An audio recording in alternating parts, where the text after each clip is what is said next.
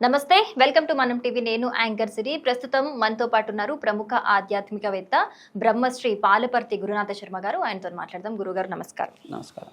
గురుగారు, ఒక trending topic గురించి మనం డిస్కస్ చేద్దాము ఈరోజు. Gold rates.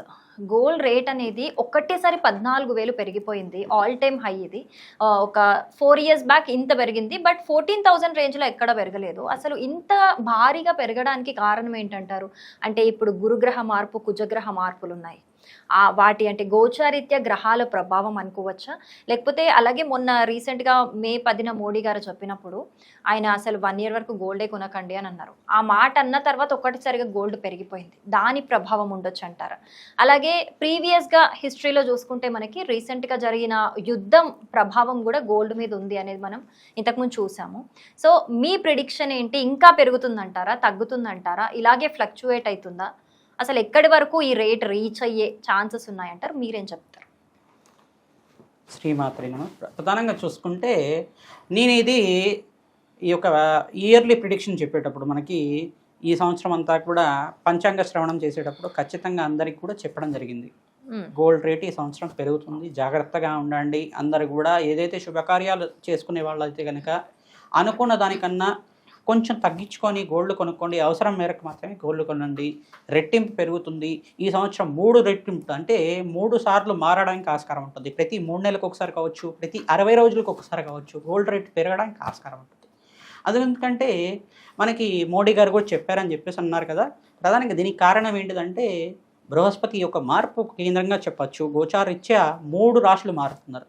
అతిచారంలో మార్పు అనేది మిథున రాశి నుంచి కర్కాటక రాశికి జూన్ 2వ తారీఖు రోజున, మరియు అక్టోబర్ నెలలో అంతా కూడా చూసుకుంటే ఈ యొక్క బృహస్పతి మార్పు అంతా కూడా సింహరాశిలో మార్పు జరుగుతుంది. ఇదొకటే కాకుండా అంగార గ్రహం మనకి ఎప్పుడైతే కనుక కొన్ని నెలల క్రితం కుంభరాశిలో ప్రవేశం చేసిన తర్వాత చతుర్గ్రహ కూటమి, పంచగ్రహ కూటమి ప్రభావం అంతా కూడా ఉంది. మరియు కొన్ని నెలల క్రితం, ఒక 2-3 నెలల క్రితం మనకంతా కూడా చూసుకుంటే ఈ యొక్క మీనరాశిలో అంగారకుడు మరియు శనీశ్వరుడు కలయికంతా కూడా ప్రభావం ఎక్కువగా ఉంది. ఈ సమయంలో అంతా కూడా చూసుకుంటే ఈ 2-3 నెలల్లో అంతా కూడా ప్రధానంగా గ్రహస్థితి ప్రభావం అంతా కూడా ఈ రకంగా యుద్ధ వాతావరణం అంతా కూడా నెలకొంది. మనకంతా కూడా ఎక్స్పోర్టింగ్ అంతా కూడా చాలా వాల్యూ ఎక్కువ పెరిగింది. తద్వారా జనాల్లో అంతా కూడా ఒక అలవాటు చేయాలి, అందరికి కూడా పొదుపు అలవాటు చేయాలి. తద్వారా ఇంత అవసరం మేరకు మాత్రమే, అంత అవసరం వరకే వాడుకోవాలని చెప్పేసిన ఉద్దేశంతో మోడీ గారు కూడా బంగారాన్ని తక్కువ కొనుక్కోండి, అసలు కొనకండి అని చెప్పేసి అన్నారు. అంటే చెప్పినంత మాత్రాన ఇప్పుడు వివాహాది శుభకార్యాలు చేసుకునే వాళ్ళంతా కూడా అవసరం మేరకు మాత్రం కొనుక్కోవాల్సిందే కదా. ఖచ్చితంగా బంగార షాపులన్నీ మూసుకొని ఉండాల్సిన అవసరం లేదు కదా. అంటే వాళ్ళకు కూడా వ్యాపారం నడవాలి కదా. వ్యాపారం నడవాలని చెప్పేసి అంటే ఎంత అవసరం అవుతుందో అంతవరకే కొనుక్కోవడం, మిగతా అంతా కూడా బంగారం రేటు తగ్గిన తర్వాత ఇస్తామని చెప్పేసి అనుకోవడం. అంటే ఉన్నంతలో కొనుక్కోండి, అప్పు చేసి మరి కొనుక్కోకండి అన్నట్టు చెప్పారు. అది అందుకని చెప్పేసి అని ఉన్నంతలో కొనుక్కోవడం, ఎంత అవసరం అవుతుందో శుభకార్యాల కోసం ఎంత అవసరం అవుతుందో ఖచ్చితంగా కొనుక్కోవాల్సిందే. దానికి ముందుగా అనుకున్న మాట ప్రకారంగా కొనుక్కుంటారు.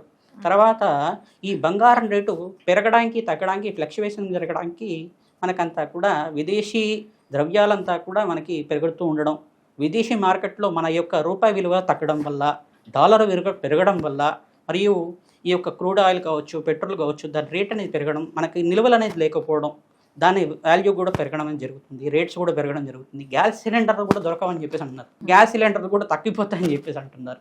ఈ యొక్క బంగారం మీద ఇన్వెస్ట్మెంట్ కూడా తగ్గించండి అని చెప్పేసి అంటున్నారు. బంగారం మీద కూడా స్టాక్ ఎక్స్చేంజ్ చేసేటప్పుడు నిల్వలు అంటే ఇన్వెస్ట్మెంట్ కూడా తగ్గించండి, మనమంతా కూడా ఇప్పుడు కొనకూడదు. ఎప్పుడైతే కనుక దాని రేట్ తగ్గుతుంది అనేటప్పుడు అప్పుడు కొనుక్కుంటే కనుక మంచిగా లాభాలు ఉంటాయి, మనకంతా కూడా మంచిగా అప్పుడు ఆలోచించి కొనండి అని చెప్పేసి మంచిగా చెప్పారు అంతా కూడా. ఈ యొక్క ప్రభావం అనేది బృహస్పతి మార్పు వల్లనే జరుగుతుంది. మరియు ఇక్కడ ఈ యొక్క అంగారకుడు మార్పు వల్ల గోచారరీత్యా ఈ పంచగ్రహ కూటమి ప్రభావం వల్ల యుద్ధ వాతావరణం అంతా కూడా నెలకొంది. దీని నుంచి బయటపడడానికి ఈ యొక్క భగవంతుడి యొక్క ఆరాధన చేసుకోవడం, ప్రధానంగా భగవంతుడికి ప్రతినిత్యం కూడా అన్నదానం చేయడం, అంటే దేవాలయ ప్రాంగణంలో అన్నదానం చేయడం మాత్రం చేత మంచి జరగడానికి ఆస్కారం ఉంటుంది. దేశం అంతా కూడా సస్యశ్యామలంగా ఉండడానికి ఆస్కారం ఉంటుంది. అందరికి కూడా మేషాది ద్వాదశ రాశుల వాళ్ళు కావచ్చు, ప్రజలందరూ కూడా ఖచ్చితంగా గోమాత సేవ చేయండి.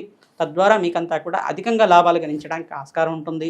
ఈ విషయం అంతా కూడా మనం ఈ యొక్క సంవత్సరం ప్రిడిక్షన్ చేసేటప్పుడు కూడా, పంచాంగ శ్రవణం చేసేటప్పుడు కూడా ఖచ్చితంగా అన్ని ప్రిడిక్షన్స్ అంతా కూడా చెప్పాం. చెప్పినప్పటికి కూడా ఏంటంటే ఇది జరుగుతుందా జరగదా అని చెప్పేసి అందరికి కూడా డైలమాలో ఉన్నారు. ఇప్పుడు జరిగిన తర్వాత కూడా తెలియలేదు ఇట్లా జరుగుతుందా అని చెప్పేసి అని. ఎప్పుడు 5,000 రూపాయలు ఎక్కడ ఉంటుంది గ్రామంతా కూడా అనుకున్న స్థానికన్నా 3 రెట్లు 2 రెట్లు ఎక్కువగా పెరిగింది. అంటే 7,000 పైనగా పెరిగింది. కాబట్టి దీనికంతా కూడా ప్రభావం అనేది గ్రహస్థితియే కారణంగా చెప్పడం జరుగుతుంది.